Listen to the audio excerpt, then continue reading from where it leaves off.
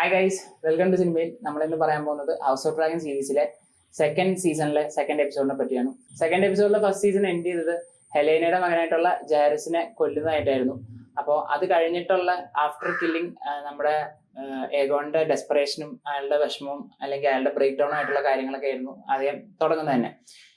പിന്നെ വരുന്നതാണ് ഫ്യൂണറൽ. അപ്പോൾ ഒരു കൗൺസിൽ കൂടുകയും അങ്ങനെ ഒരു ഫ്യൂണറൽ നടത്തി കഴിഞ്ഞാൽ അത് റെനീറയ്ക്ക് എതിരായിട്ട് വരും. അങ്ങനെ ഒരു ഫ്യൂണറൽ ഉണ്ടാക്കുന്നു. അപ്പോൾ ആ ഫ്യൂണറൽ വഴി നമുക്ക് വേറെ അലൈസിനെയൊക്കെ ഉണ്ടാക്കാൻ പറ്റുമെന്ന് അന്നത്തെ ഹാൻഡ് ആയിട്ടുള്ള ഓട്ടോ ഹൈറ്റവർ പറയുന്നു. അങ്ങനെ ഫ്യൂണറൽ നടത്തുന്നു.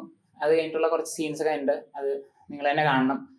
സോ അത് കഴിഞ്ഞിട്ടുള്ള പിന്നെ തിരിച്ച് നമ്മൾ ഡ്രാഗൺ സ്റ്റോണിലേക്ക് പോകും.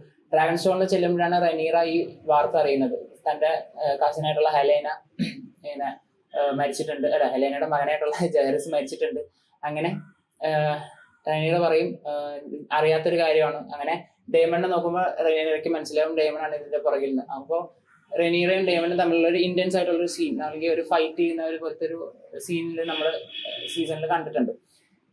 പിന്നെയാണ് ഡേമൺ ആ ഒരു ഫൈറ്റ് സീൻ കഴിഞ്ഞ ഒരു വഴക്ക് കഴിഞ്ഞിട്ട് ചേംബറിൽ നിന്ന് പുറത്തേക്ക് പോകുന്നു. താൻ മറ്റേ ഷീൽഡൊക്കെ സെറ്റ് ചെയ്ത് കറാക്സിസ് എന്ന് പറയുന്ന പുള്ളിയുടെ ഡ്രാഗൺ ബാക്കിൽ പുറത്തേക്ക് പോകുന്നു. അങ്ങനെയാണ് ആ ഒരു സീൻ എൻഡ് ചെയ്യുന്നത്. പിന്നെ ഈ എപ്പിസോഡിൽ ഡേമൺ നമ്മൾ പിന്നെ കാണുന്നില്ല.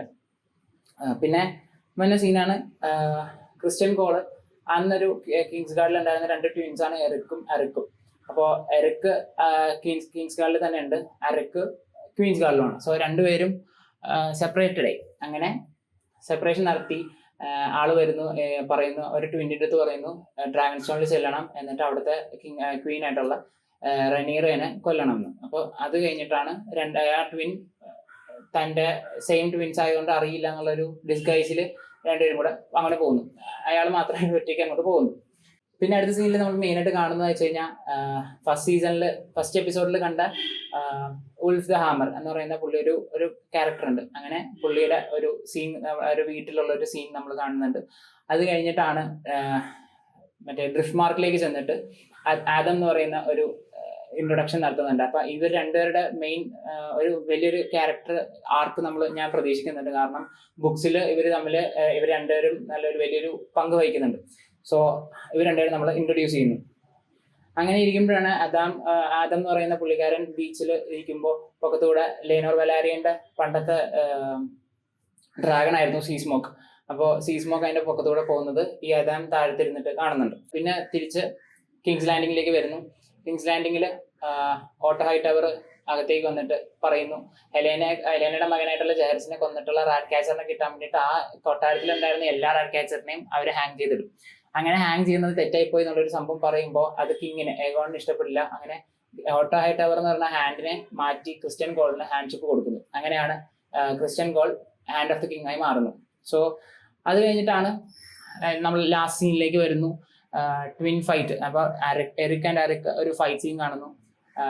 ഒരു ഇമോഷണൽ ആയിട്ടൊരു സീനായിരുന്നു അത്. രണ്ടുപേരും തമ്മിൽ ഫൈറ്റ് ചെയ്യുന്നു. അങ്ങനെ അവർ തമ്മിലുള്ള ഫൈറ്റ് എൻഡ് ചെയ്യുന്നു. അത് കഴിഞ്ഞിട്ടാണ് ഏഗോൺ തിരിച്ച് വീണ്ടും കിങ്സ് ലാൻഡിങ്ങിലേക്ക് പോകുന്നു. അലിസെന്റ്, ഏഗോണിന്റെ അമ്മയായിട്ടുള്ള അലിസെന്റ് തന്റെ ചേംബറിലേക്ക് ചെല്ലുമ്പോൾ ഏഗോൺ അവിടെ നിന്ന് കരയുന്നു. അങ്ങനെ ഒരു വീപ്പിംഗ് സീൻ നമ്മൾ അതിനകത്ത് കാണുന്നുണ്ട്. അത് കഴിഞ്ഞ് തിരിച്ച് പിന്നെ പോകുമ്പോൾ വീണ്ടും അലിസെന്റ് ആൻഡ് ക്രിസ്ത്യൻ കോൾ ഒരു ഇന്റിമേറ്റ് സീനിൽ വരികയാണിട്ട്. ഇന്റിമേറ്റ് സീൻ കഴിഞ്ഞിട്ടാണ് ഈ എപ്പിസോഡ് എൻഡ് ആവുന്നത്. അപ്പോൾ ഇനി വരുന്ന എപ്പിസോഡും അടുത്ത എപ്പിസോഡും കൂടെ ഒരു സ്ലോ പേസ്ഡ് ആയിരിക്കും, ഈ രണ്ട് എപ്പിസോഡ് പോലെ തന്നെ. പക്ഷെ നാലാമത്തെ എപ്പിസോഡ് ആണ് ഡാൻസ് ഓഫ് ദി ഡ്രാഗൺസ്. അതാണ് മെയിൻ ഇവന്റ് ഈ സീരീസിലെ തന്നെ. സോ അത് ഒരു എപ്പിക് സീൻ ആയിരിക്കും. അപ്പോൾ ഇനി വരുന്ന എപ്പിസോഡുകളുടെ എക്സ്പ്ലനേഷൻ ഇനി ഈ ചാനലിൽ തന്നെ വീഡിയോ എക്സ്പ്ലനേഷൻ ഉണ്ടാവും. സോ ഈ വീഡിയോ ഇഷ്ടമായിട്ടുണ്ടെങ്കിൽ ലൈക്ക് ചെയ്യുക, കമന്റ് ചെയ്യുക, സബ്സ്ക്രൈബ് ചെയ്യുക. അപ്പോൾ എല്ലാവരും സപ്പോർട്ട് ചെയ്യുക. സോ അടുത്ത വീഡിയോ വരുന്നവരെ സ്റ്റേ ട്യൂൺഡ്.